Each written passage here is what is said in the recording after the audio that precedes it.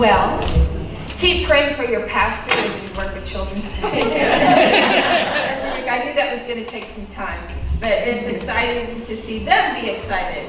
And I don't know how many of you grew up going to church, but I grew up in my grandfather's church. He was the pastor, and so I had to go to church and Sunday school. And there was a time when you could say that most people in America grew up going to church and Sunday school.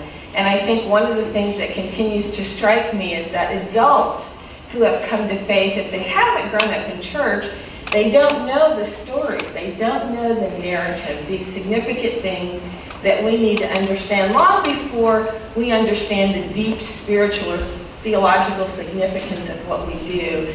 There's a basic narrative that's part of the Christian tradition that's so important for children to learn. So they're going to have a little reinforcement activity with the resurrection eggs in their Sunday school class. And for those of you who are visiting, we do Children's Moment every week, and then the kids go off to Sunday school where they have a lesson that's generally reinforced by some kind of activity. It could be a video, it could be making cookies, it could be an arts project, and we have a team of people who take turns working with our children. So thank God for that. Amen. Today is Easter, and I'm always surprised as I look on social media, all of my preacher friends who are putting things out, and everyone's sharing resources, and everyone's talking about what you're going to talk about on that day. A lot of people talk about the story of Mary Magdalene, and I've done that on previous Easters. I happen to love the text in John that Joy read for us, because I think the story of Mary Magdalene is really important, largely for me in a very personal way, because she is actually the first evangelist. Jesus gives this very special message to her to go and tell people that Jesus is risen. Why is the resurrection important? Well, I like to compare it to other important people in other important religions. In each and every other world religion, there's a great prophet and a great teacher, and they all recognize that Jesus is in fact a great prophet, a great teacher. But we have a claim that says not only do we believe that Jesus is the Son of God, that he is both fully man and yet fully God, but we also claim that he rose from the dead. That is a fantastic claim to make. That's a spectacular claim to make. That's the kind of thing that you say, and people look at you like, you really believe that? Has anyone ever said to you, do you really believe that Jesus rose from the dead? Some of you know that I'm also the Dean of Students at the University of Chicago Divinity School, and we're not a denominational seminary. It's actually an academic program for the study of religion, and we have people studying and practicing all kinds of faith traditions, from Christianity to Buddhism to Hinduism, Judaism, and Islam.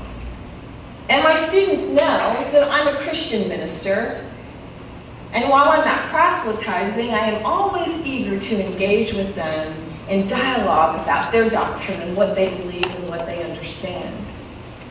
It's amazing how many of my Jewish students know the New Testament really well. It's amazing how Muslim students know the Bible really well. On the south side of Chicago, at the intersection of 79th and Chicago Avenue, you will see members of the Nation of Islam who believe in a form of Islam, who sell bean pies and Muhammad Speaks, now called the Final Call newspaper. And I've met members of the Nation of Islam who will say, we believe in Jesus. There are people who are Jehovah's Witnesses who will knock on your door and invite you to come to their services and attend their Bible studies. And they will assure you, I believe in Jesus.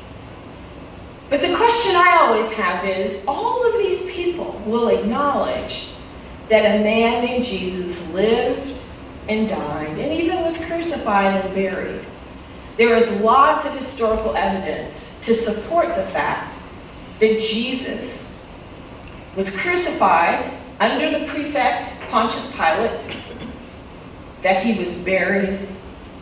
But here's the catch.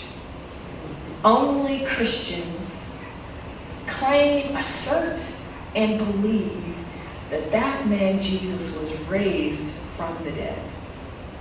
Luke calls it an idle tale. When the women come to the 12, the men, I must point out, gentlemen, were afraid and hiding out.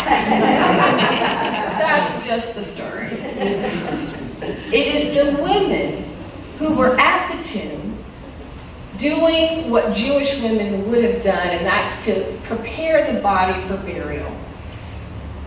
They weren't able to do it because of the Sabbath day before, and so they asked permission to go to the tomb. And in one of the other Gospels, they're concerned about who will be there to actually help them roll the stone away. The stone has actually been put in place because the Romans had heard that there was something going around Jesus having talked about the fact that he would rise again. And to assure that there would never be a chance that the disciples would steal his body and claim that he had risen, they put every physical barrier in place. The rock that was put in front of the tomb, some scholars say, weighed as much as a car. So it would have taken a lot. We're not talking about a sliding divider here. We're talking about a huge rock that would have taken several men to put in place or to move out of the way. These women see that the stone is rolled away and that the tomb is empty. And in Luke's version, they all go and they're waved away. Why? Because they're women. They lived in a time when a woman's word wouldn't count in court without two other corroborating witnesses. These are women telling this fantastical story in a time when women couldn't own property. In a time where if a woman was a widow and she had no male child to support her or another male relative to care for her, she would die impoverished, with no covering, with no provision. Women weren't really worth a lot in the ancient world unless they married money. This story is entrusted to women who otherwise would not have been believed. In our Sunday school class over the last few weeks, we've been hearing some lectures by New Testament scholar Bart Ehrman. And I won't go into all the details about his various criteria as to how historians can count things. But there is an element of improbability. Basically, it works like this. For people in the Bible, in the ancient text, for the writers, across all of the texts of the New Testament, for them to have left something in that would have been incredible or shameful heightens the likelihood that that actually happened.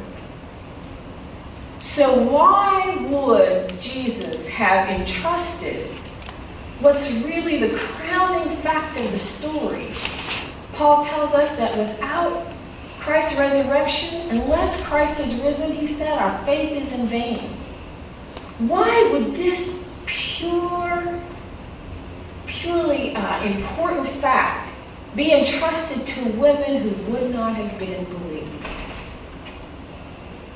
It counters our own logical understanding, and it counters the cultural understanding that this group of people, these Christians, would have built their faith on something that really was both shameful and would not have been believed. Who worships a God who is crucified? The first presence of a cross is known to be graffiti making fun of the Christians. It was a shameful thing to die on a cross, and yet we've elevated it to one of the most holiest symbols in the world. The cross no longer stands for shame because we have embraced it as the method by which Christ died, but the cross has no power unless the tomb is empty. An idle tale. Every year I try to wrap my brain around, how do you explain this? How would I help someone understand? Are there physics involved, metaphysics involved? Is there some science about how some energy from God passed through Jesus' body and he was able to get up? We don't have any of those details. left to what we have in our own brains, the resurrection is indeed an idle tale. But because Mary believed enough in what she saw and invited those men to come and see for themselves, once they saw it, of course, then it had some credibility. Do you know that every disciple except John died a martyr's death? Why did they die? They refused to deny, not that Jesus lived, not that Jesus died. They refused to deny that he had rose again. They refused to say he's dead.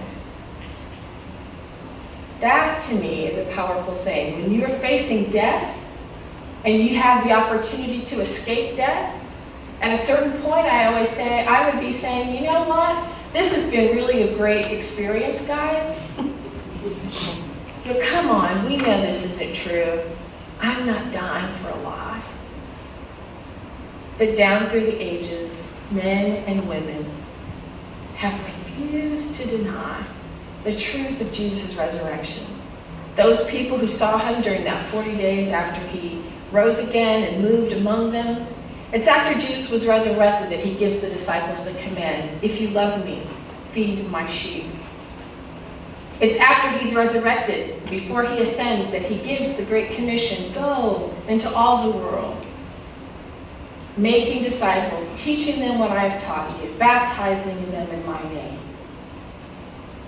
Because people saw and believed, they spread the good news of this resurrection with such passion, with such devotion, that they were willing to give their lives for it. I can't give you a funny test. I can't do carbon dating. I can't do DNA testing on this truth.